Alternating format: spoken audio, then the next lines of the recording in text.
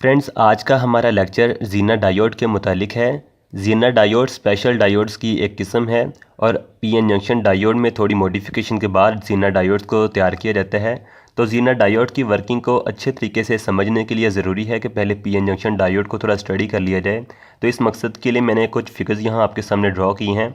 तो सबसे पहले हम थोड़ा इनके बारे में स्टडी कर लेते हैं, उसके बाद मैं आपको ज़ीना डायोड की वर्किंग का स्ट्रक्चर सारा कुछ बताऊँगा। तो सबसे पहले देखें, मैंने इधर दो ब्लॉक्स शो किए हैं, एक पी टाइप और एक एन टाइप। इन दोनों ब्लॉक्स को जब आपस में हम मिलाते हैं तो हमारे पास एक पीएन जंक्शन बनता है। इस पीएन जंक्शन को हम कहते हैं पीएन जंक्शन डायोड। इस डायोड के दो टर्मिनल्स होते हैं, एक एनोड और दूसरा कैथोड। एनोड को हम पॉजिटिव भी कह सकते हैं और कैथोड को नेगेटिव। पीएन जंक्शन डायोड का सिंबल कुछ इस तरह से होता है।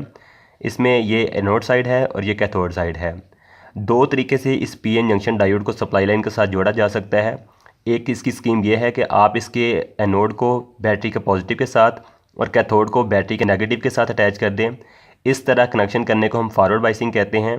दूसरी स्कीम इसकी ये है कि आप इसके एनोड को बैटरी के नेगेटिव के साथ और कैथोड पॉजिटिव के साथ अटैच कर दें। तो इस तरह के कनेक्शन को हम डायोड का रिवर्स बाइसिंग कहते हैं। पीएन जंक्शन को हमेशा फॉरवर्ड बाइस में यूज़ किया जाता है, कभी भी इसको रिवर्स बाइस में नहीं यूज़ करते। अगर रिवर्स बाइस में इसके अक्रॉस पोटेंशियल डिफरेंस एक ख़ास तरह से बढ़ जाए, डायोड ब्रेकडाउन हो जाता है और हमेशा के लिए ख़राब हो जाता है। तो थोड़ा सा इंट्रोडक्शन था पीएन जंक्शन डायोड के बारे में।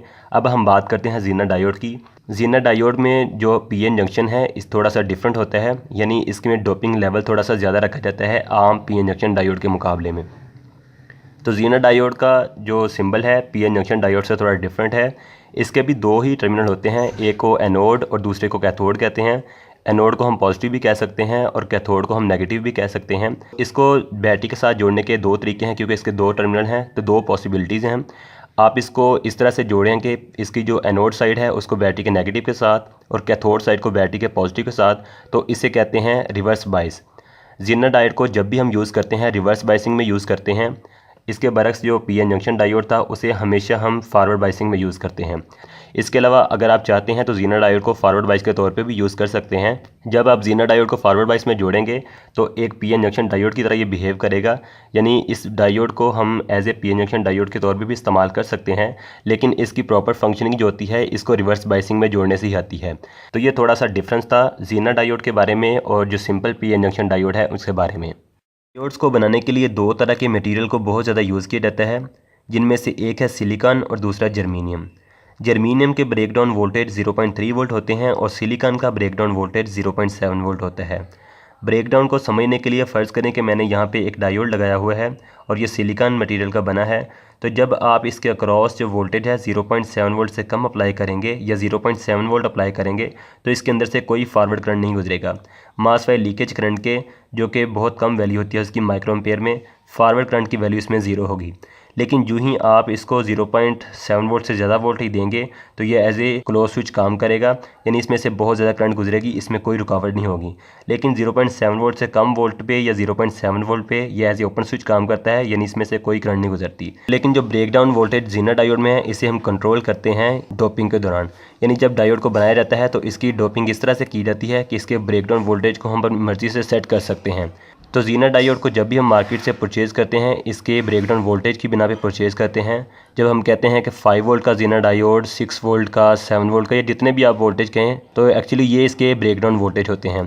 तो जब भी आप ज़ीना डायोड को रिवर्स बाइस में यूज़ करेंगे तो 5 वोल्ट से, अगर ज़ीना डायोड 5 वोल्ट का आपने यूज़ किया है तो 5 वोल्ट से कम वोल्टेज पे इसके अंदर से कोई करंट नहीं गुजरेगी। लेकिन जो ही आप इसके अक्रॉस 5 वोल्ट से ज़्यादा वोल्टेज अप्लाई करेंगे तो ये एज ए शॉर्ट स्विच काम करेगा और इसमें से बहुत ज़्यादा करंट गुजरेगी। लेकिन अगर करंट को इसी तरह गुजरने देंगे, इसको कंट्रोल नहीं करेंगे, तो ये ज़ीना डायोड बेकार हो जाएगा और दोबारा इस्तेमाल के काबिल नहीं रहेगा।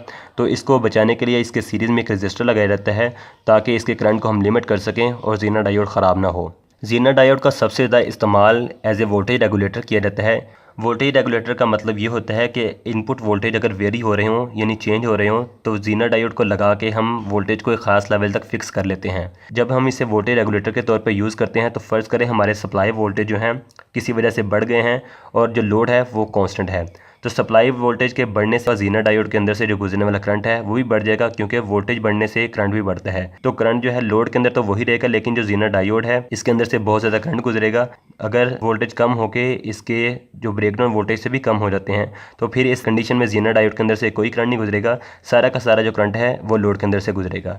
ज़ीनर डायोड को वोल्टेज रेगुलेटर के तौर पे इस्तेमाल करने के लिए दो कंडीशंस हैं कि इसे हमेशा रिवर्स बायस में यूज़ किया जाए, और दूसरी इसकी कंडीशन ये है कि जो सप्लाई वोल्टेज है ज़ीनर वोल्टेज से ज़्यादा हो, ताकि ये हर वक्त जो है ब्रेकडाउन रीजन में काम करता रहे। तो ब्रेकडाउन रीजन में जब तक ये काम करेगा इसके अक्रॉस जो वोल्टेज हैं वो फिक्स रहेंगे, वो चेंज नहीं होंगे, चाहे आपके सप्लाई वोल्टेज चेंज हो या आपका लोड चेंज हो। तो जब लोड चेंज होता है, फ़र्ज़ करें कि लोड की रेजिस्टेंस कम हो गई है, तो लोड में से गुजरने वाली करंट बढ़ जाएगी, और जब करंट बढ़ेगा तो इस रजिस्टर के क्रॉस जो वोल्टेज ड्रॉप है वो भी बढ़ जाएगा। तो वोल्टेज ड्रॉप बनने से जो इसका जो करंट है कम हो जाएगा। इस तरह हमारा जो वोल्टेज रेगुलेटर है ये आउटपुट पे हमेशा फिक्स वोल्टेज देगा। ज़ीनर डायोड में दो तरह के ब्रेकडाउन होते हैं, एक को हम कहते हैं ज़ीनर ब्रेकडाउन और दूसरा होता है एविलांच ब्रेकडाउन। जब इसके वोल्टेज 5 वोल्ट से कम होते हैं तो उस केस में हम कहते हैं कि ज़ीनर डायोड ब्रेकडाउन रीजन में काम कर रहा है और जो ब्रेकडाउन रीजन है वो ज़ीनर ब्रेकडाउन है।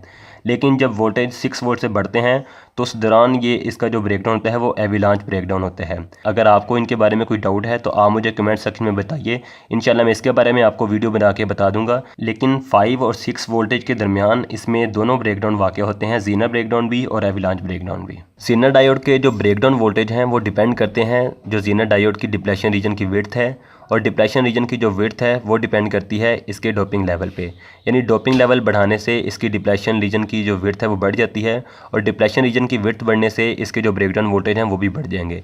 लेकिन इसके बरक्स हम डोपिंग लेवल को कम करते हैं तो इसकी विड्थ भी कम होगी, और विड्थ कम होने से इसके ब्रेकडाउन वोल्टेज भी कम होंगे। फ्रेंड्स, आज के लेक्चर को यहीं पे ख़त्म करते हैं क्योंकि लेक्चर काफ़ी लंबा हो गया है। तो अगर आपको आज के लेक्चर में कोई भी डाउट है, किसी किस्म की कोई कन्फ्यूजन है, तो आप मुझे कमेंट सेक्शन में फ़ौरन पूछिए, इंशाल्लाह मैं आपको उसका आंसर दूंगा।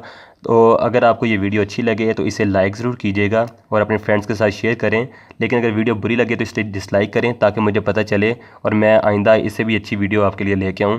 तो इस तरह की मज़ीद अच्छी वीडियो देखने के लिए आपसे रिक्वेस्ट है कि मेरे चैनल को सब्सक्राइब करें और साथ जो बेल आइकन का बटन है वो लाजमी प्रेस कर दें।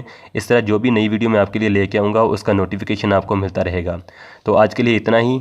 अल्लाह हाफिज़।